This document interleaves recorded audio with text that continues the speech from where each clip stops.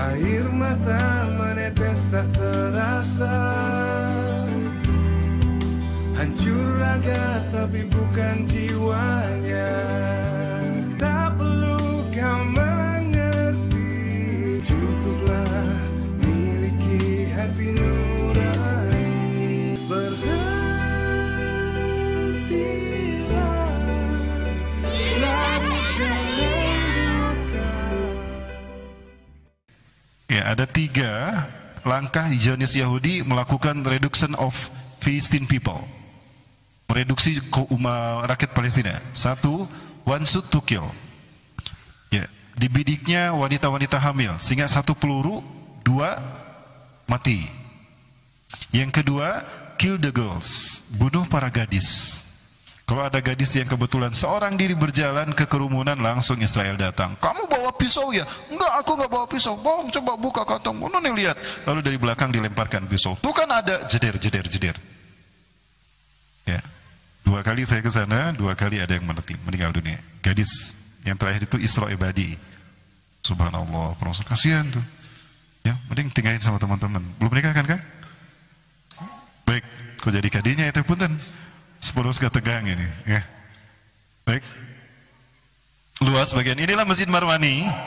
Nah, di sini Rasulullah SAW bertemu dengan para nabi dan rasul ulul azmi.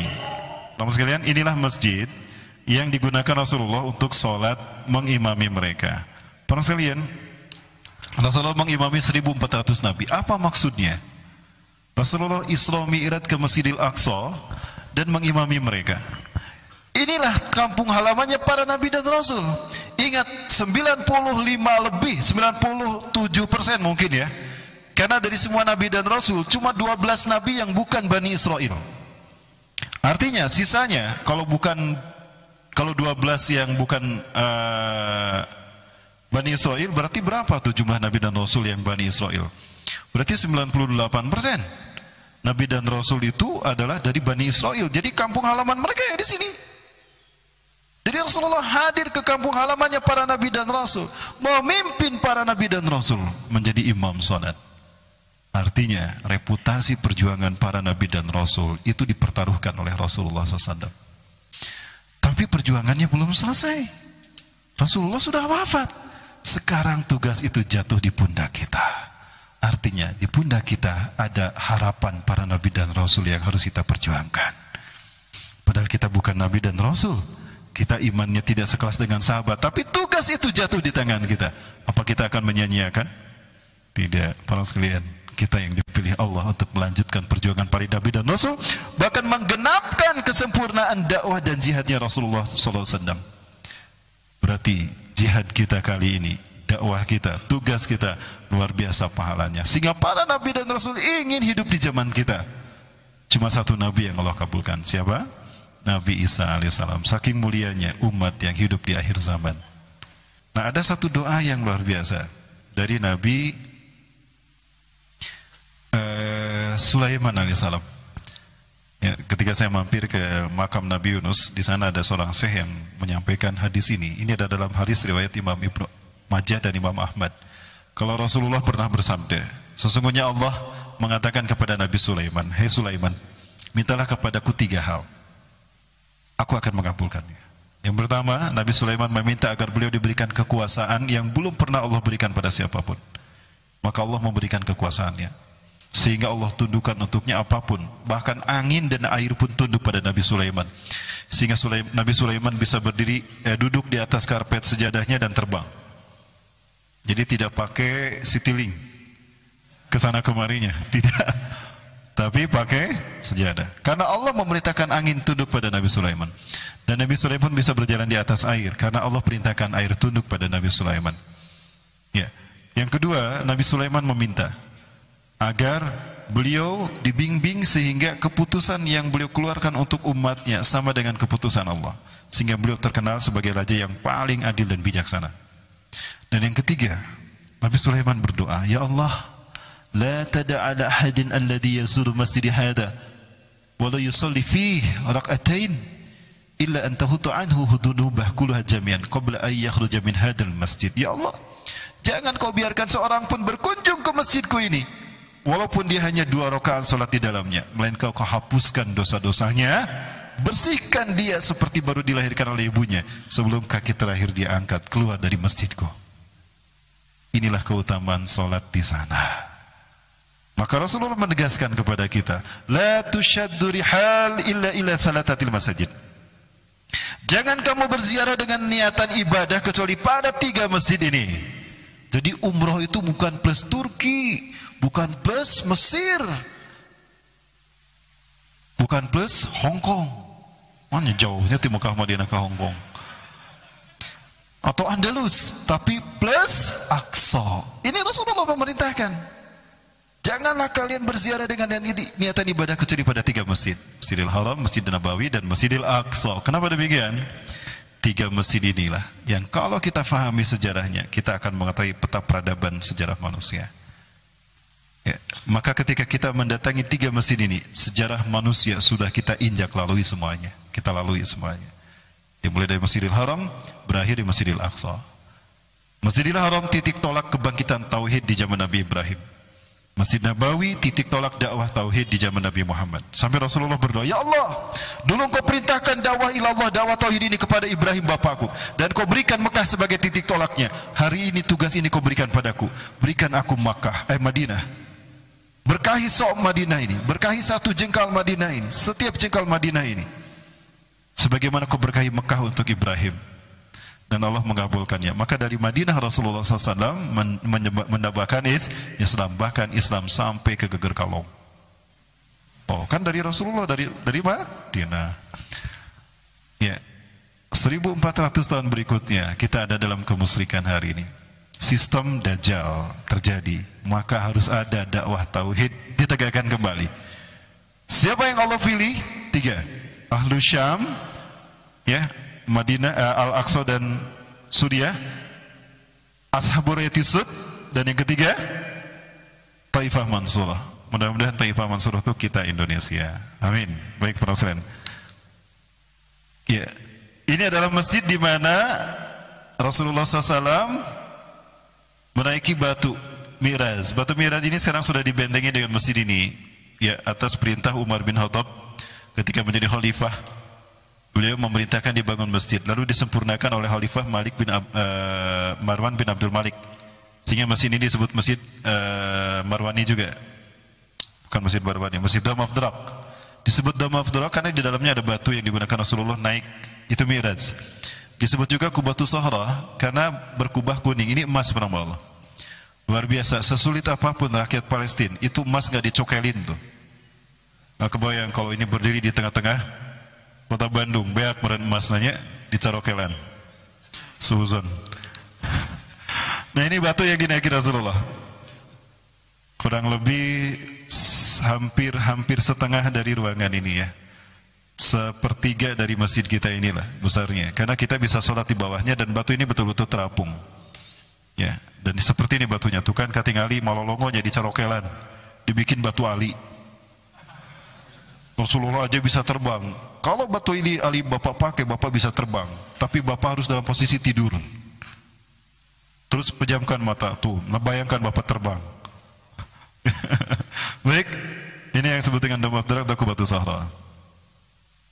Dan ini Masjid Qibli yang tadi saya sampaikan. Namun sayang sekali sekarang orang-orang Yahudi mereka sudah mulai menguasai wilayah ini. Karena mereka ingin segera menggantinya dengan sinagogi Yahudi. Bapak Ibu sekalian, ini tugas kita untuk merebutnya kembali. Siap untuk merebutnya kembali dari mereka? Harus, siap nggak siap kita harus merebut ya. Di mana orang-orang Yahudi mereka sudah memasuki Masjidil Aqsa ini. Mereka lenggang kangkung dengan seenaknya di kiblat kita yang pertama ini. Ingat Rasulullah SAW menghadap masjid ini sholat 16-17 bulan. Ya, ini kiblat kita yang pertama. Dan sekarang ada dalam saat-saat akan hancur para Allah. Nah, kalau ini hancur, malu kita. Sementara kita masih hidup, kita tidak bisa menjaganya. Nah, kemudian Rasulullah naik melakukan Mi'raj tadi dari batu Dome of the Rock, ya, melewati 7 lapis langit. Di langit pertama beliau bertemu dengan Nabi Adam AS. Dan terlihat Nabi Adam ini tingginya luar biasa. Sampai Rasulullah melihatnya begini. Assalamualaikum Abi. Waalaikumsalam Muhammad. 27 meter, Arba'una Zira. Tingginya 27 meter. Ya. Kemudian Nabi Adam berkata, "Marhaban bin Nabi Saleh wa ibni Saleh." Selamat datang dengan putraku dan nabiku yang soleh. Ni'mal ibni anta. Sebaik-baik putraku adalah engkau Muhammad. Naik lagi. Ilaliko abi waalaikumsalam. Naik lagi ke langit kedua, bertemu dengan Nabi Yahya dan Nabi Isa alaihissalam. Di langit ketiga bertemu dengan Nabi Yusuf alaihissalam. Di langit keempat bertemu dengan Nabi Idris alaihissalam. Di langit kelima bertemu dengan Nabi Harun alaihissalam. Di langit keenam bertemu dengan Nabi Musa alaihissalam. Dan di langit ketujuh bertemu dengan Nabi Ibrahim alaihi salam. Lalu Rasulullah naik ke Sidratul Muntaha. Beliau naik kemudian menghadap Allah seorang diri dengan jarak jauh lebih dekat. Di sana beliau mendapatkan perintah sholat 5 waktu. Jadi cuma sholat saja ya, yang diwajibkan tanpa perantara malaikat Jibril.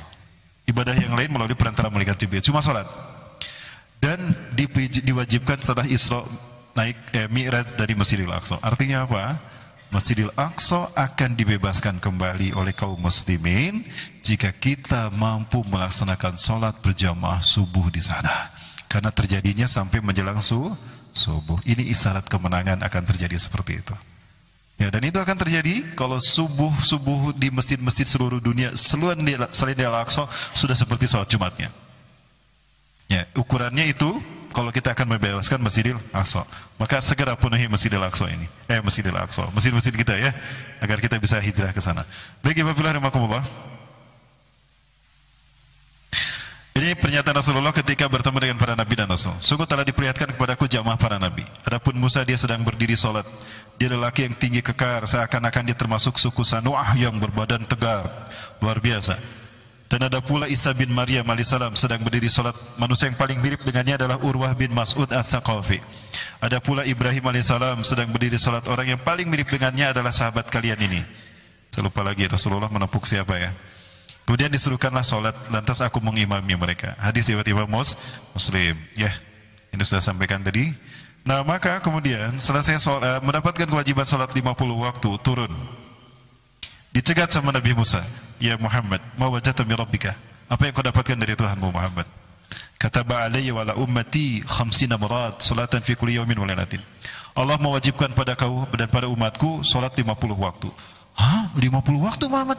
Innakum du'afa. Kuntu akhafu alla tastati'u biha. Ya. Aku khawatir kau tidak bisa menunaikan perintah ini. Kalian lemah Muhammad. Irji ila rabbik ayyuha sadak. Kembali lagi kepada Allah, minta keringanan. Astahiyatu minallah ya Musa. Atuh malu saya Musa. Biar aku balik deui. Rek nuntut ka era atau rek capek? So, 23 rakaat we capek. Kau mau 50 waktu? Akhirnya balik lagi Rasulullah minta keringanan, turun jadi 20. Ya. Wah, Musa lagi meleng Set lompat. Muhammad rek mana ka dia balik ka dia. Ulah ka lompat sabaraha ayeuna? 20. Balik deui. Bener Musa balik deui. Tok ngagugu ka era eta masih balik deui. Pulang pergi sampai akhirnya 5 waktu. 5 waktu pun Nabi Musa sempat memerintahkan untuk kembali lagi, tapi pada akhirnya Rasulullah mengatakan, aku sudah tidak mampu lagi, lebih rendah dari ini Musa, tolong jangan kau paksa aku. Ya, doakan saja, mudah-mudahan aku dan umatku bisa menunaikan. Ya, udahlah kalau begitu, mudah-mudahan bisa. Wilujeng suming itu, wilujeng menunaikan. Subhanallah. Baik, maka Rasulullah kembali menjelang waktu subuh. Saat itu ada Abu Jahal sedang jogging Hanita.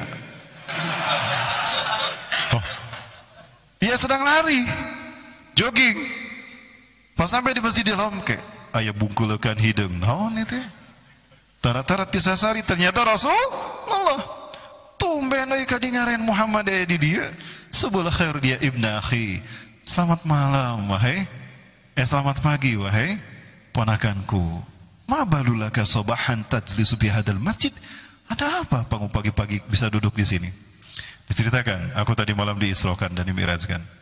Kemarin aku diisrokan pada isyalah, ya sepenggalan malam yang pertama. Kemudian aku dibawa ke Masjidil Aqsa. Aku transit dulu di Yasrib. Kemudian aku ke Madian. Lalu aku Tunisia ke Sajar Musa. Kemudian aku ke Tunisia, tempat di mana Nabi Musa mendapatkan wahyu. Lalu ke Bethlehem, lalu ke Masjidil Aqsa. Kemudian aku naik ke langit bersama Jibril. Lalu aku menghadap Tuhanku, lalu Tuhanku memerintahkanku sholat 50 waktu. Yang aku lakukan 5 waktu. Dan sekarang aku kembali di sini. Aku baru mendarat, wahai pamanku. Keke. Asa teka harti Muhammad teh. Bener dadanguan kita itu salah gitu. Sejak dulu ingin mencari alasan untuk menolak dakwah Rasulullah. Kali ini dia mendapatkan kesempatan untuk menyatakan Rasulullah gila. Hakum majnunin. Oke, teka harti Muhammad dia. Siapa yang harus aku bawa? Kebenaran balana datang. Ada Abu Bakar tuh. Subhanallah, Abu Bakar datang radhiyallahu anhu. Kebenaran balana datang. Abu Bakar, ta'atal. Ya tahaddas ilaika ma tahaddasta anifan li. Ceritakan pada Abu Bakar seperti apa yang kau ceritakan padaku. Maka Rasulullah cerita sama Abu Bakar. Selesai. Tuh Abu Bakar. Percaya tak ente ke Muhammad? Percaya kamu kepada Muhammad? Famada ra'yuka ya Abu Bakrin. Gimana menurut pendapatmu? Di luar dugaan Abu Jahal. Apa kata Abu Bakar? Wallahi law asyhadu min hada wa yatahaddas bi Rasulillah Muhammad sallallahu alaihi wasallam la usaddiqah. Famada turid ya Abu Jahal. Demi Allah, walaupun lebih dahsyat daripada ini dan yang mengalaminya Rasulullah Muhammad SAW, aku percaya. So, kamu mau apa? Ya, sama gilanya gitu mah. Pergilah Abu Jahal. Baik, ini ujian keimanan tidak sedikit dari sahabat murtad gara-gara ini. Saya bertanya pada Iwafillah, betulkah apa yang dikatakan Abu Jahal kalau ini tidak masuk di akal?